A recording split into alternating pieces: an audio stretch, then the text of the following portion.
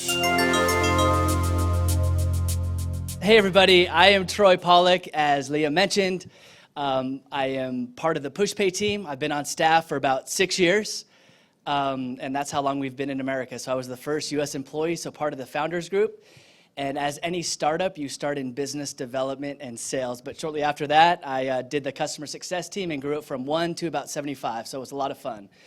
I'd like to thank the entire AskNicely team for this opportunity to stand here in front of you all.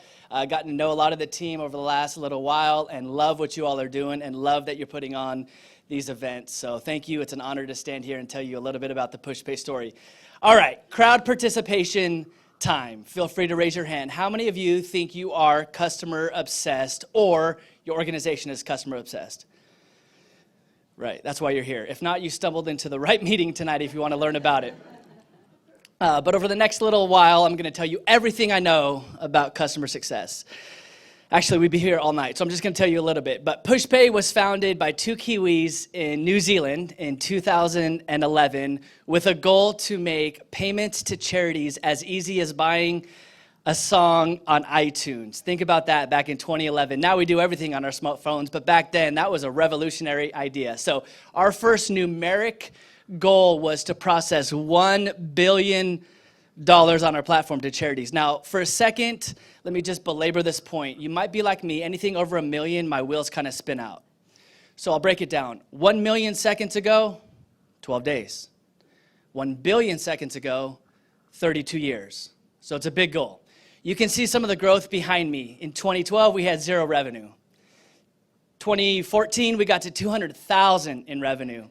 Today, we're at 100 million. When you grow at that pace, you have a lot of challenges. There's a lot of growing pains. There's a lot of things downstream that put constraints on your business, not just on staff, but on funding, on product market fit. There's a couple staffers here in the audience. They know what I am talking about. So I'm going to tell you some of the things that we did to ensure that the organization was customer obsessed in everything that we do. So the first thing, you need a product. We all know you need a product, not only the one that works, but one that you continually innovate and release new features to solve your customers' problems. Why is that customer going to leave their current vendor to come to you? You got to have a really, really good product. We all know this.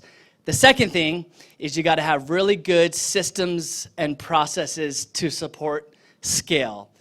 A lot of us in this room, we recognize certain brands based on how poor their support are. Xfinity, Comcast. If you work for those organizations, I apologize. I'm not throwing you under the bus, but I really am, because it's terrible.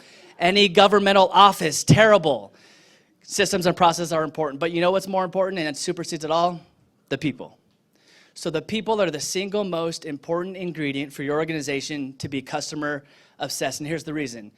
When you have the right people, they build the right product. When you have the right people who build the right product, they're going to build the right systems and processes to support scale. So in my opinion, it's people over everything. People are the single greatest asset that we have inside of our organization. When we have the right people, they're going to take it upon themselves to solve customers' problems. In the early days, we jacked up. We had some bad hires to start, so we had to fix that problem. So we came up with an idea. Let's call a culture day. Cultural day for us was we invited a group of prospects into our room, put them through a process of technical assessments and other stuff. I gave them a packet to welcome them. There was a letter from me. There was a schedule. There was an agenda. And there was also an envelope with a $50 bill. Yes, we used to pay people to come to get interviews at Pushpay. It was crazy. But that is people obsession. When you are people obsessed, they're going to become customer obsessed, right? When those people become empathetic and do everything short of sin to solve your customers' problems, you're onto something. So one thing we did practically is literally refresh the screen millions of times a day, because in our world, our customers survive on the contributions and donations from end users.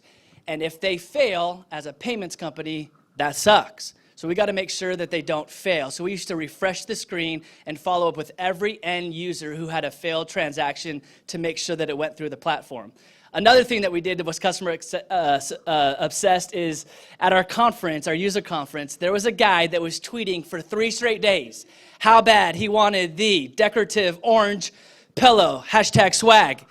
And I called him up on stage and gave him the pillow, and he tweeted he was the happiest man in the entire world. So we made somebody happy that day. But when you have the right people who build the right systems and processes and the right product and go the extra mile, you are going to be an organization that is absolutely customer obsessed because they're going to solve your customers' problems. As our friend Richard says, if you look after your staff, they will look after your customers.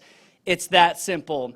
One of the craziest, most audacious things we did at Pushpay, at one of our user conference, we flew 275 people down from Redmond, Washington to Anaheim, California to be part of our event so that they could meet our customers in person. That was a big bill, but that was something that we did that was crazy. This is the type of feedback you get from your customers. I tell everyone in our organization and beyond that you have the best customer support I've ever used. Your people are prompt and problem solvers. I wish all of the customer support services that I have to use were as good as you, A+++. That slide was fast. Okay, the last thing that I'm gonna leave you with, and this is the most important practical takeaway, I encourage you all in every single meeting that you have an open chair. That chair represents the voice of the customer. So in all of your doing, in all of your strategizing, do not lose sight of how does that impact the customer. And by the grace of God, I finished this on time. So thank you, everybody. I look forward to hanging out with you guys, and maybe we can talk and fill in some of the gaps, but my time with you is done. Thank you, everybody.